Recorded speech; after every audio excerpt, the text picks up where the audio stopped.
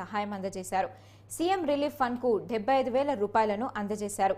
Bluebell స్కూల్లో ఏర్పాటు చేసిన కార్యక్రమంలో పాల్గొన్న ఎమ్మెల్యే భాష్యం ప్రవీణ్ ను స్కూల్ యాజమాన్యం చెక్కును అందజేసింది.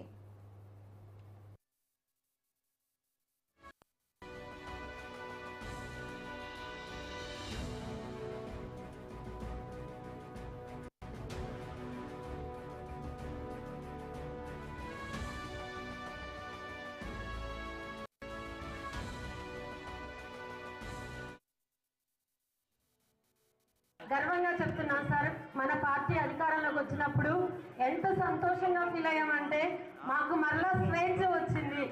సో అంత కోఆపరేషన్ గవర్నమెంట్ నుంచి ఉంటుందని కూడా మేము ఆశిస్తున్నాము సార్.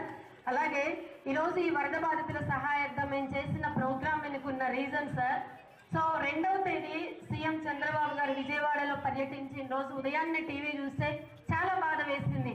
అదే రోజు మీరు ZPHS లో పునరావాస బాధితులకి భోజన కార్యక్రమాలు ఏర్పాటు చేశారు. సో ఇలాంటి పెద్దవాళ్ళు చంద్రబాబు నాయుడు గారు ఎలాగైతే మనలాంటి యువతకు ఆదర్శమో, మీలాంటి నాయకులు రాబోయే యువతరానికి